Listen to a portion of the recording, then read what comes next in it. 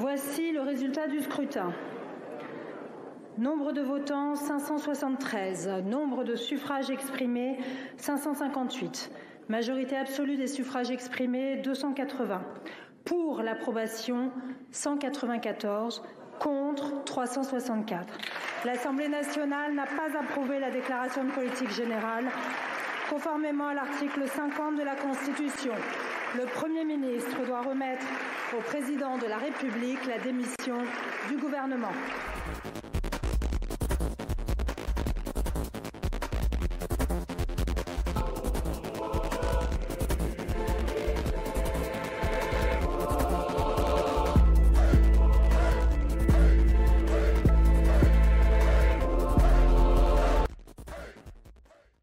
Bayrou dans le trou, Macron démission, et élu autant, sortons-en.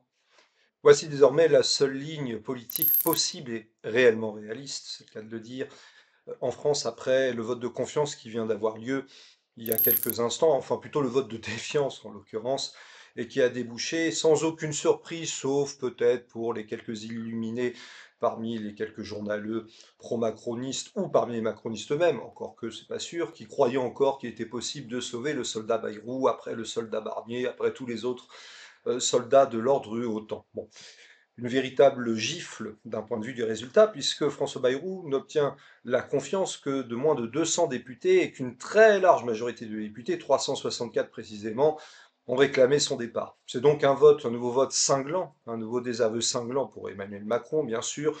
C'est même pas la peine de parler de François Bayrou, dans le fond, parce qu'on savait déjà, depuis sa nomination en succession après Michel Barnier, que c'était le sort qui lui était réservé une fois qu'il aborderait le sujet majeur dont il a parlé d'ailleurs avec un propos intéressant, vous verrez pourquoi, à savoir le budget. C'était le sort qui ne pouvait que lui être réservé, puisque de toute façon, la France est condamnée à être un esclave, du fait notamment des volontés de soumettre la France aux desiderata du capital. Nous allons en reparler. Donc, quoi qu'il arrive, bon débarras pour François Bayrou, Monsieur Bétaram au passage, puisqu'il a aussi quelques affaires à régler de ce point de vue-là.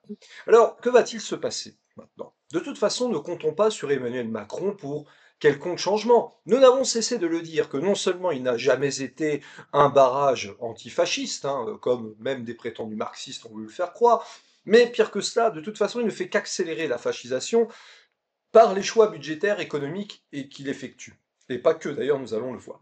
Donc, il va chercher à nommer quelqu'un d'autre. Bon, alors qui sera ce quelqu'un d'autre? On parle même de Christine Lagarde. Christine Lagarde, qui, faut-il le rappeler, a été ministre de l'économie sous Nicolas Sarkozy, directrice de la Banque centrale européenne et directrice du Fonds monétaire international. Un joli triptyque qui serait bon de rappeler quand même, notamment pour toutes celles et tous ceux qui disent « il faut que tout change ». Eh bien, tout changer, c'est ce que nous avons dit, et c'est ce que nous cessons de dire au PRCF. À ce sujet, eh bien, le pôle de Renaissance communiste en France peut s'enorgueillir à raison d'avoir justement vu tout bien avant tout le monde. Car depuis la fin de l'année 2020, nous ne cessons d'affirmer au PRCF que d'une part, se profile une grande explication de classe, et elle est en train d'arriver. Elle est en train d'arriver à travers déjà le mouvement des Gilets jaunes qui avait eu lieu, mais aussi à travers, peut-être, nous l'espérons, et en tout cas nous poussons pour, le mouvement du 10 septembre, le mouvement Bloquons tout, où on n'en veut plus, qui est en train d'émerger un petit peu partout en France, et nous appelons pour cela les travailleurs, tous les travailleurs, bien sûr la classe ouvrière, mais pas que, les artisans, les commerçants, les agriculteurs, les salariés, les employés précaires, les étudiants, les lycéens, les retraités, bref, toutes celles et tous ceux qui sont victimes de la politique euro-atlantique dans ce pays, c'est-à-dire quasiment tout le monde, tous les travailleurs, eh bien, à rentrer dans cette immense colère populaire et dans cette immense insurrection populaire. Parce que maintenant, il faut clairement parler. La solution ne viendra pas des urnes. Emmanuel Macron, bien entendu, va tenter de nous nommer un nouveau Premier ministre. Mais en fait, c'est un désaveu permanent pour celui qui a été élu au rabais en 2022, pour celui qui ne cesse de subir désillusion sur désillusion législative depuis juin 2022. Va-t-il dissoudre? La tentation est possible. D'autant plus que dans le fond, Emmanuel Macron a un allié de circonstance dans cette affaire, même s'il veut faire croire que c'est un ennemi. Eh bien, c'est le prétendu Rassemblement national. Car il ne faut pas qu'il y ait d'illusions, car ce seront en fait des désillusions. Le RN, le Rassemblement national, lui, veut simplement arriver au pouvoir. Il ne veut pas prendre le pouvoir en tant que tel forcément, du moins immédiatement, mais du moins il veut gouverner. Or, la potion magique, si j'ose dire, s'annoncera très dure pour les travailleurs. Jordan Bardella ayant annoncé qu'il préconisait des économies, comprenez bien des destructions, à hauteur de 100 milliards d'euros. Voilà ce qui attend les travailleurs si jamais on ose faire confiance à ce parti faussaire qui, de surcroît, n'est nullement pour le Frexit, on le rappellera 100 fois, ni pour la sortie de l'euro, ni pour la sortie de l'UE, ni pour la sortie de l'OTAN. Bayrou dehors, Macron doit démissionner, évidemment. Et nous appelons donc tous les travailleurs à pousser à la démission d'Emmanuel Macron, puisque de toute façon c'est la seule solution. Et pour cela, le meilleur moyen, c'est de faire pression. Non pas à l'Assemblée nationale, puisque de toute façon, les tambouilles et les magouilles ont déjà commencé depuis un petit moment, mais dans la rue. Dans la rue, et pas que le 10 septembre. 10 septembre qui a déjà commencé de surcroît. Car que ce soit dans les industries chimiques, au niveau de l'électricité, ou dans d'autres secteurs combatifs habituels des bases rouges de la CGT, et pas que de la CGT d'ailleurs, ben le 10 septembre a commencé. Pour en finir avec cette politique qui, si on oublie les structures, en réalité sera de toute façon continuellement mise en œuvre par toutes celles et tous ceux qui acceptent la soumission. Et nous allons reparler de ce mot de soumission parce que François Bayrou l'a utilisé. Donc par définition, le 10 septembre a commencé, et le 10 septembre ne doit pas avoir lieu que le 10 septembre, mais doit se poursuivre dès le lendemain.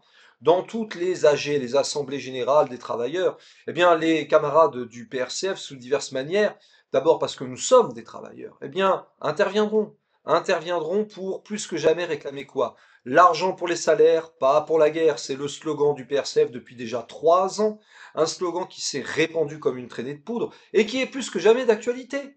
Plus que jamais d'actualité parce que dans le fond, quel est le grand enjeu? C'est tout simplement savoir si nous allons pouvoir continuer de vivre ou si nous sommes condamnés à mort. Et nous le disons avec gravité. Nous n'utilisons pas cette expression pour le plaisir de l'utiliser. Mais faut-il rappeler que dans le même temps, pendant que nous parlons de tout ceci, Emmanuel Macron poursuit sa croisade anti-russe et son projet de mettre en place une immense économie de guerre pour mener les conflits de haute intensité, et notamment contre la Fédération de Russie. C'est cela qu'il ne faut pas perdre de vue et qui est en jeu à l'heure actuelle. Ce n'est pas seulement la question de la dette, qui d'ailleurs de toute façon est créée artificiellement en partie par les capitalistes pour justement pouvoir faire main basse définitivement sur l'ensemble des richesses du pays et détruire l'ensemble de ses structures sociales.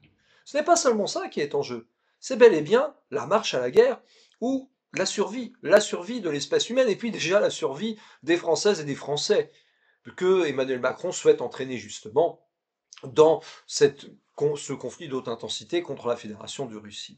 Et c'est pas par hasard d'ailleurs si Emmanuel Macron multiplie les initiatives internationales, tantôt pour soutenir bien sûr son grand ami Benjamin Netanyahou qui poursuit son génocide à Gaza, et pas qu'à Gaza, dans l'ensemble des terres palestiniennes, en voulant renforcer la colonisation de la Cisjordanie notamment. C'est pas par hasard qu'Emmanuel Macron a créé cette coalition des volontaires pour pousser encore plus à soutenir le régime pro-nazi de Kiev et à mener la guerre donc contre la Fédération de Russie.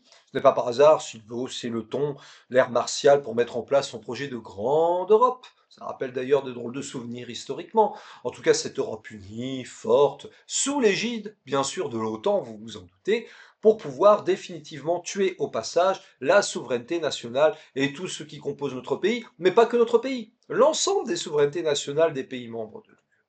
Alors par rapport à cela, ça suffit les faux semblants aussi. On voit déjà que le Parti socialiste souhaite lui simplement arriver au pouvoir. Pour faire quoi? Mais pour poursuivre la politique qu'il a d'ailleurs lui-même initiée il y a plus de 40 ans, à savoir la soumission à l'UE, le néolibéralisme, l'abdication devant l'euro, les marchés financiers, la Banque centrale européenne, le FMI. Tout ce que le Parti socialiste a mis en place sous François Mitterrand, qui est encore pourtant cité comme une référence par Jean-Luc Mélenchon, c'est dire où on en est quand même. Mais de ce point de vue, ni RN évidemment, ni PS, ni toute cette fausse gauche qui va chercher à s'entendre avec la Macronie pour sauver à tout prix ses prébendes, ses privilèges, ses petites places. Mais nous lançons aussi un message solennel aux camarades de la France Insoumise ainsi que du PCF. Vous voulez un véritable changement? Alors osez affronter une bonne fois pour toutes les véritables questions structurelles qui empêchent les travailleurs de ce pays de pouvoir s'émanciper. Parce que dans le fond, François Bayrou a posé le problème. Il l'a clairement dit au moment de son discours d'au revoir, hein, d'adieu et de surtout à jamais. À savoir, eh bien, nous ne devons pas, la France ne doit pas être soumise, a-t-il précisé, non seulement à la force militaire, comme si la Russie avait cet objectif-là au demeurant, en tout cas si on l'agresse, c'est sûr qu'elle pourrait l'avoir, mais aussi aux créanciers, traduction aux forces du capital. Car ce n'est pas la question de la dette le véritable problème, ni les créanciers, c'est la soumission au capitalisme. Et à ces superstructures. Et ces superstructures sont claires, elles s'appellent en priorité, premièrement, l'Union européenne et l'ensemble de son architecture financière, monétaire, économique, et notamment la Banque centrale européenne avec son maudit euro. Eh bien, voilà la situation dans laquelle nous sommes. Nous voulons nous émanciper, comme l'a dit d'ailleurs François Bayrou, oui, il faut s'émanciper. Ben, nous sommes d'accord.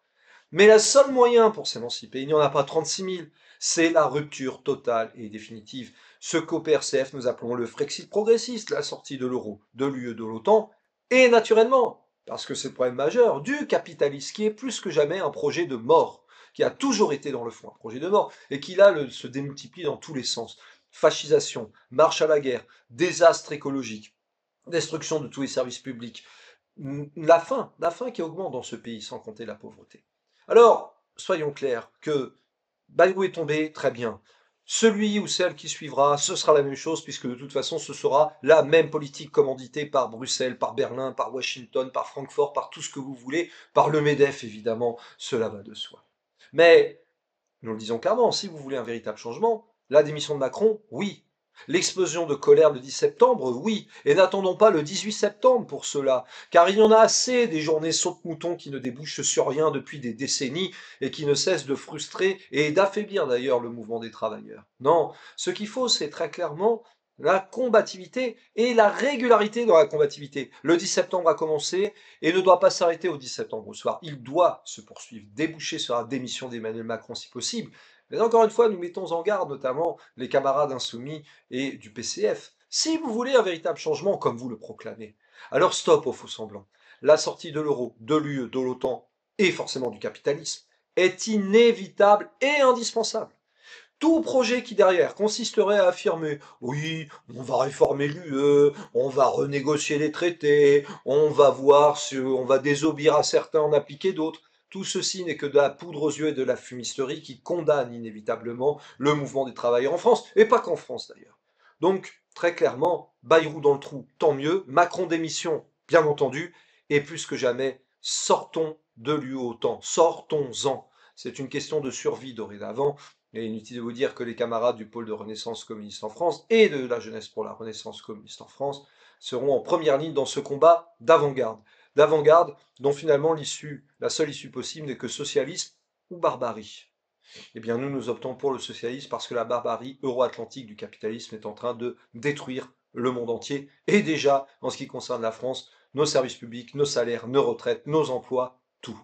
Plus que jamais, soutenez et rejoignez le combat du PRCF et de la JRCF en faveur du Frexit progressiste, en faveur de la reconstruction d'un vrai parti communiste, d'un vrai syndicalisme de classe de masse, mais aussi d'une vraie internationale communiste, parce que nous en avons terriblement besoin. Et la célébration du 90e anniversaire du 7e congrès du Comintern, à toute fin août de la part du PRCF, a démontré que plus que jamais, oui, les analyses concrètes de la situation concrète du PRCF sont les seules, ainsi que les solutions proposées, qui correspondent à la réalité. Socialisme ou barbarie, nous avons fait le choix du socialisme. Europe atlantique ou monde pacifique, il faut choisir. Nous avons choisi le monde pacifique. Rejoignez-nous les camarades, abonnez-vous à Initiative Communiste, à Étincelle, suivez régulièrement le site, diffusez cette vidéo ainsi que toutes les autres, et à partir du 10 septembre, et même déjà maintenant en réalité, plus que jamais le combat en faveur de la véritable et la seule émancipation possible, le Frexit progressiste. Le combat continue, camarades.